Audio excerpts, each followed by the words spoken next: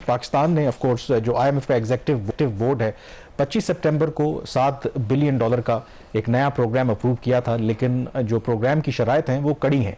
माजी के बरक्स पहले तो वफाकी हुकूमत की जिम्मेदारी होती थी कि जो भी शराइत हैं उस पर अमल दरामद करना होता था, लेकिन गिवन पाकिस्तान एक्सपीरियंस अब जो चारों सूबाई हुकूमतें हैं उनके ऊपर भी सर्टन कंडीशंस इम्पोज की गई हैं जिस पर अमल दरामद करना ऑफ कोर्स उन पर लाजम मलजूम है। तो आज के इस सेगमेंट में हम जिक्र करेंगे कि क्या अभी तो ये प्रोग्राम ऑफ कोर्स बिल्कुल इसका आगाज़ है कि ऑलरेडी उसकी वायलेशन स्टार्ट हो गई है। तो जो हमने ओवरऑल अगर आप देखें कुछ शराइत हैं जो पाकिस्तान ने मानी है जब $7 बिलियन का बेल आउट प्रोग्राम हमें मिला है, और उसमें कुछ शराइत ऐसी भी हैं जिसका ताल्लुक वफाकी हुकूमत से नहीं बल्कि सूबाई हुकूमतों से है। तो ये एक डबल चैलेंज है वफाकी गवर्नमेंट के लिए, एक तरफ खुद उन्होंने जो अमल दरामद करना है और दूसरा ऑब्वियसली मतलब with in the constitutional framework अगर आप स्ट्रिक्टली इन थ्योरी देखें तो जो सूबाई हुकूमतें होती हैं वो इंडिपेंडेंट होती हैं बहुत से फैसले करने में, और उसके लिए फिर मेरा ख्याल है कि वफाकी गवर्नमेंट को सूबाई हुकूमतों को भी मना के रखना होता है। तो अभी तक की क्या इंडिकेशन है कि क्या वो सूबाई हुकूमतें उस पर पूरा उतर पाएंगी जो शराइत IMF ने आयद की हैं? कामरान, एक तो ये कि ये जो 40 शराइत हैं जिसका हम पिछले 2-3 प्रोग्राम में बड़ी तफसील से उनका जायज़ा ले चुके हैं, ये तमाम की तमाम ऑलमोस्ट बड़ी चैलेंजिंग इसमें ये कंडीशंस हैं। और ख़ास तौर पर जो एक नई बात इस प्रोग्राम में जो पिछले प्रोग्राम्स में नहीं थी कि सूबे जो हैं वो अब इक्वली पार्टनर हैं इस IMF के प्रोग्राम में। माजी में ऐसा होता रहा कि तमाम जिम्मेदारी जो थी वो वफाकी हुकूमत के ऊपर होती थी और सूबे मन मर्जी करते थे, और एक चीज़ उन्होंने वो करनी थी कैश सरप्लस वाली, वो भी उस तरीके से बाइंडिंग उनके ऊपर नहीं होती थी। और इस दफ़ा प्रोग्राम साइन होने से पहले ही जो इफेक्टिव हुआ 25 सितंबर को इसका अप्रूवल हुआ, उससे पहले ही IMF ने पाकिस्तान को इस चीज़ पे उन्होंने कायल किया कि आपकी तमाम चारों सूबाई हुकूमतों को एक नेशनल फिस्कल पैक्ट के ऊपर दस्तखत करने, और वफाकी हुकूमत भी उस पर साइन करेगी, और ये सिग्नेचर्स जो हैं ये प्रोविंशियल और फेडरल फाइनेंस मिनिस्टर्स के, तो हाईएस्ट लेवल की उन्होंने वहाँ से सूबों से कमिटमेंट ली।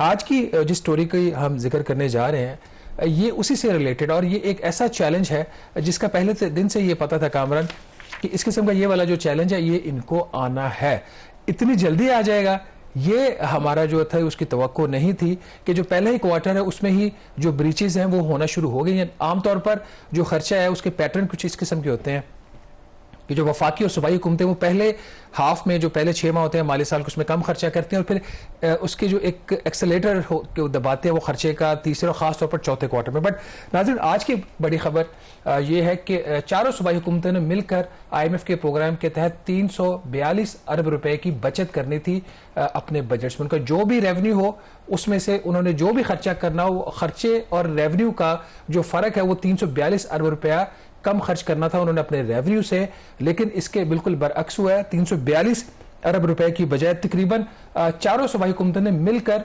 160 अरब रुपए की बचत की है। तो जो IMF के प्रोग्राम का हदफ था वो 53% से जो है या 182 अरब रुपए से वो मिस हो गया है। चारों सूबाई हुकूमतें ने मिलकर तकरीबन 1563 अरब रुपए खर्च करने थे। उनकी जो एक्चुअल स्पेंडिंग हुई है वो 1745 अरब रुपए की हुई है, और जो ब्रीच हुआ है वो गवर्नमेंट ऑफ पंजाब की वजह से हुआ है। पंजाब ने जो रिक्वायर्ड एक रेवेन्यू उसका जो कैश सरप्लस देना था वो पंजाब की हुकूमत नहीं दे सकी, जिसकी वजह से अब पाकिस्तान की बहुत बड़ी जो एक ब्रीच IMF के प्रोग्राम की उसमें चला गया है।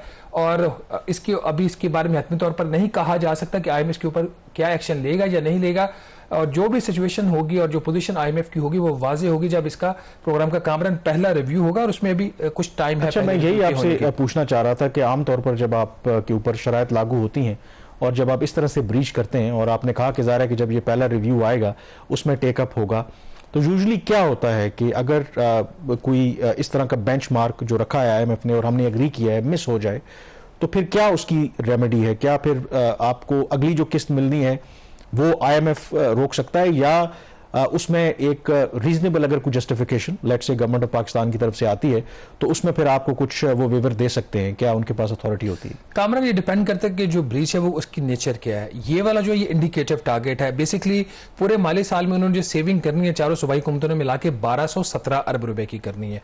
और इसी तरीके से जो इसका डायरेक्टली फिर एक लिंक होता है जो एक फेडरल गवर्नमेंट ने प्राइमरी बजट का सरप्लस देना होता है। तो यहाँ पे इनका जो ब्रीच आया है, और या कोई और भी शर्त है अगर वो ब्रीच हो जाती है, जिस तरह 2 और और शराइत हैं जिसमें जैसे FBR ने अपना जो हदफ है वो 90 अरब रुपए से हासिल नहीं किया, ताजरों से 10 अरब रुपया पहले 3 माह में इकट्ठा करना था, 10 लाख रुपए किया।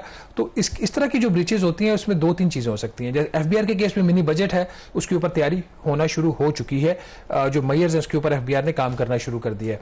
इस तरह का जो ब्रीच है इसमें सूबों के ऊपर एक कदम लग सकती है कि आप अपने जो खर्चे हैं वो आइंदा कम करेंगे ताकि ये जो आपने ब्रीच किया इसको कवर कर ले। दूसरी, और ये जो पहले क्वार्टर का ब्रीच है अगर वो पहले हाफ में उसको कवर कर लेते हैं, जैसे पहले ये जो 342 अरब रुपए की सेविंग करनी थी और पहले 6 माह में उन्होंने 750 अरब रुपए की सेविंग करनी है, तो पीछे से जो एक लैग आ गया है उसको ये दूसरे क्वार्टर में कवर कर लेते, जो कि बड़ा चैलेंजिंग होगा, इतना आसान नहीं होता। उसमें जो वफाकी गवर्नमेंट है उसका फिर कितना रोल होता है? देखें, एक कमिटमेंट तो पाकिस्तान ने IMF को दी है, फिर जाहिर है कि इन सूबों ने वफाकी गवर्नमेंट को भी दी है, और अगर जो कमिटमेंट सूबों ने वफाकी गवर्नमेंट को दी है उसको वो ब्रीच करते हैं, तो वफाकी गवर्नमेंट के पास इस तरह से क्या टूल्स हैं कि वो उनसे इंश्योर करवा सके कि इन पर वो अमल दरामद करें? ये एक बड़ा ट्रिकी चीज़ है। आमतौर पर जो वफाकी हुकूमत है वो ये करती है कि जो ये सूबों का जो हिस्सा होता है नेशनल फाइनेंस कमीशन में, वो जब पैसा ट्रांसफ़र करते हैं तो वो थोड़ा सा उसको ताख़ीर से करते हैं। फॉर एग्जांपल, अगर कट ऑफ डेट जो है वो 30 सितंबर है किसी टारगेट की, तो 30 सितंबर से पहले उनको जो किस्त जानी होती है FPR के जो रेवेन्यू इकट्ठा होता है उसमें 57.5% तो सूबों का है, तो उसको डिले कर देंगे, वो 30 सितंबर को रिलीज नहीं करेंगे। इसी तरीके से लेट्स से अगला जो अब दिसंबर वाला आ रहा है क्वार्टर, दिसंबर में उसको 31 दिसंबर से पहले उसको डिले कर देंगे। इस किस्म के ये ट्रिक्स करते हैं, बट इफेक्टिवली इनके पास बहुत ज्यादा ऑप्शंस नहीं होती।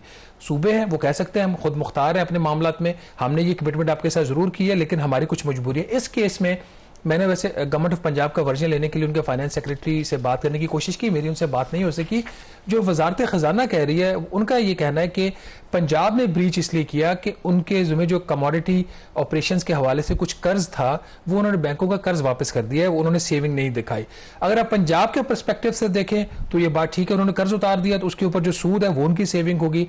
और अब जो उनको एक कहा गया वफाकी वजारत खजाना को पंजाब की तरफ से कि हमारे पास तकरीबन 200 अरब रुपए की गंदम के जो ज़खायर हैं वो पड़े हुए, तो जब वो हम मिलों को रिलीज करना शुरू कर देंगे हमारे पास वो पैसा आ जाएगा। जब वो पैसा आ जाएगा तो उससे हम जो प्राइमरी आपका जो कैश सरप्लस का जो हदफ है वो हासिल करेंगे। लेकिन कामरान, हम वफाकी हुकूमत के खर्चे की अक्सर बात करते हैं, सूबों के ऊपर उस तरीके से फोकस नहीं है। अगर आप इनके स्पेंडिंग पैटर्न्स देख लें, क्योंकि पैसा सारा तो सूबों के पास है, उसमें जो टोटल अखराजात चारों सूबाई हुकूमतों ने मिला के किए हैं वो 1745 अरब रुपए के, जो कि 1/3 ज्यादा है पिछले माली साल का। अगर क्वार्टर ले तो उससे 1/3 इंक्रीज है, तो मैसिव खर्चा कर रहे हैं। खासतौर पर जो खर्चा आ रहा है वो करंट एक्सपेंडिचर में हो रहा है।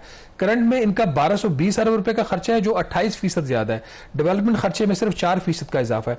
नाज़रीन, एक और शर्त थी इसकी IMF की जो सूबों से रिलेटेड थी, वो सूबों ने मीट कर ली है। वो शर्त ये थी कि चारों सूबाई हुकूमतों ने जो नेट रेवेन्यूज इकट्ठे करने वो तकरीबन 184 अरब रुपए के करने हैं, तो 184 अरब रुपए के अगेंस्ट चारों सूबाई हुकूमतों ने 213 अरब रुपया इकट्ठा किया है। तो उनका रेवेन्यू जो एक्सेस है, जो शर्त थी, उसे 29 अरब रुपए या 16% ज्यादा है। इसके बावजूद वो कैश सरप्लस जनरेट नहीं कर सके उतना जितना चाहिए था। तो प्रॉब्लम, जैसे मैं हमेशा कहता हूं, महसूलात नहीं है, महसूलात उसका एक पार्ट है, रेवेन्यूज एक पार्ट है। असल प्रॉब्लम है खर्चों पे, और खर्चों वाली साइड पे वफाकी हुकूमत भी कंट्रोल नहीं कर पाती और सूबाई हुकूमतों ने तो बिल्कुल एक खुला हाथ रखा हुआ है। तो अगर कामरान इसी ट्रेंड को अगर हम देखें तो ये काफी एक चैलेंजिंग एक जो है वो सूरत हाल हो सकती है वफाकी हुकूमत के लिए।